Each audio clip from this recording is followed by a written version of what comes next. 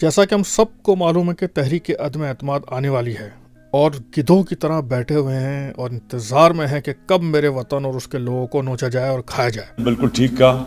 वैसे मजे की बात यह है कि अदम एतमाद वो कर रहे हैं जिन पर ना तो कौम को एतमाद है और ना ही इन्हें एक दूसरे पर एतमाद है। इसी सिलसिले में चौधरी शुजात खूब मीटिंगें कंडक्ट कर रहे हैं और अपनी ज़िंदगी में वो 3 दफ़ा किसी से मिलने गए हैं। कभी पहली दफ़ा तो मिलने गए थे नवाब अकबर बुख्ती से और वो उसके थोड़े अरसे बाद ही इस दुनिया फानी से कूच कर गए। फिर दूसरी दफ़ा वो लाल मस्जिद वाले अब्दुल रशीद गाजी से मिलने गए थे, उसके बाद वो भी थोड़े अरसे में दुनिया फानी से कूच कर गए। अब वो मिलने गए हैं मौलाना फजलुर रहमान से। तो अब देखते हैं ये मुलाकात तारीख में कैसे लिखी जाएगी। फंसा दिया ना तूने मुझे। देखा जाए तो जितने भी उल्मा आए हैं दुनिया में सब ने अल्लाह का पैगाम लोगों तक पहुँचाया, मगर ये एक मौलाना साहब हैं हमारे जिसने अल्लाह की बजाय जरदारी का पैगाम नवाज शरीफ तक और नवाज शरीफ का पैगाम जरदारी तक पहुँचाया है। वैसे वो क्या सीन होगा जब सारे लोग असेंबली में वोट डालने जाएंगे और फजलू भाई बाहर खड़े रह जाएंगे।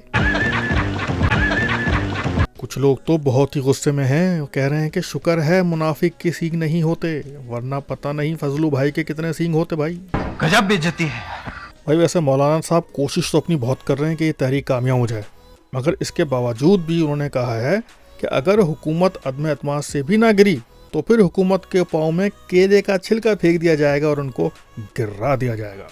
जाके इलाज कराओ अपना। बस सोशल मीडिया पर किसी ने बड़ी ही अच्छी गैर सियासी सी पोस्ट की है। वो फरमाते हैं कि कुत्तों की आपस में जितनी भी दुश्मनी हो, किसी इंसान के आने पर सब एक हो जाते हैं। वैसे आपने ये कमाल की बात की है।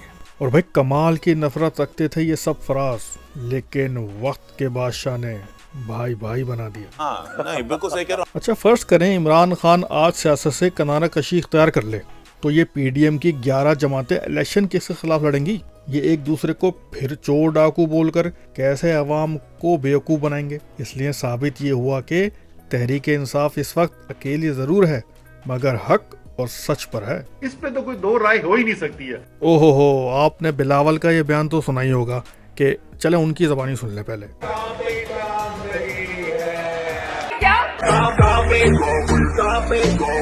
एक दफा फिर से लोगों ने इस बयान को किस तरीके से यूज कर रहे हैं, आप पाकिस्तानियों की जहानत तो चेक करें जरा। एक भाई ने तो अपने जनरल स्टोर का नाम ही कांपे टांग सुपर जनरल स्टोर रख लिया। वैसे मानना पड़ेगा भाई, बहुत जबरदस्त मार्केटिंग स्टंट है ये कि नाम इतना फेमस नाम रख लिया है कि you can not miss it. किसी को भी आपने पता बताना है या कोई सामान लेना है तो सीधा सीधा बता दे भाई वो कांपे टांग वाले के पास चले जाओ, वहां से मिल जाएगा। वाह भाई वाह, well done well done well done. भाई कांपे टांगने से याद आया, मैं रोज तहिया करता हूँ कि 1 घंटा वॉक जरूर करनी है, मगर थोड़ा सा ही चलता हूँ तो कांपे टांग जाती हैं। फिर वापस घर आ जाते हैं, नहाने जाते हैं तो गर्म पानी नहीं होता क्योंकि गैस की लोड शेडिंग हो रही है। जब ठंडे पानी से नहाते हैं तो फिर कांपे टांग जाती हैं। क्या करें, बड़े मसले मसाइल हैं भाई। होश की नाखून लो। और इसी मौके पर दूसरी शादी के ख्वाहिश शख्स ने एक शेर अर्ज किया है। वाह वाह वाह, दिल नादा तो बहुत चाहता है कि करूं निकाह सानी, मगर ज़ौजा अव्वल की तरफ देखूं तो कांपे टांग जाती हैं।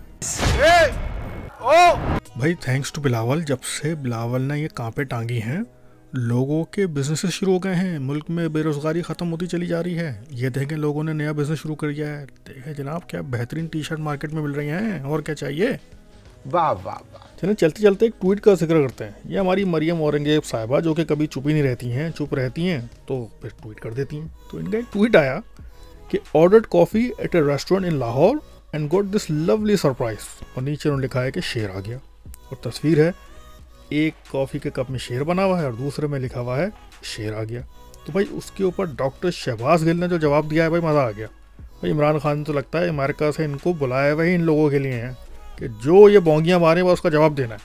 तो उन्होंने शहबाज गिल ने जवाब दिया, मैडम ये झाग वाला शेर है, थोड़ी देर में बैठ जाएगा, नीचे रह जाएगी काली कड़वी कॉफ़ी, और अगर आपने फूंक मारकर कॉफ़ी पी तो पहली फूंक से झाग वाला शेर बकरी बन जाएगा। झाग से बनी चीज़ों को इतना सीरियस नहीं लेते बीबी। तो ये है कुछ सियासी सूरत हाल। वैसे मौजूदा सूरत हाल ये वाजे करने के लिए काफ़ी नहीं है कि पार्लिमानी निज़ाम से बेहतर सदारती निज़ाम है। I agree. सुल्तान सलाहुद्दीन अय्यूबी ने कहा था, जिस हुक्मरान से तुम्हारे मुल्क के दुश्मन खौफजदा और अंदर के गद्दार परेशान हो तो समझ जाओ वो हुक्मरान तुम्हारे मुल्क के लिए बेहतरीन है। और जो हुक्मरान मुल्क के लिए बेहतरीन होता है उसे अमेरिका पसंद नहीं करता, उसे रास्ते से हटा देता है। पाकिस्तानियों तैयार हो जाओ, इस बार ये रिवायत ख़त्म करनी है। इस बार हम अपने कप्तान के साथ तन मन और धन से खड़े होंगे और आखिरी दम तक मुकाबला करेंगे।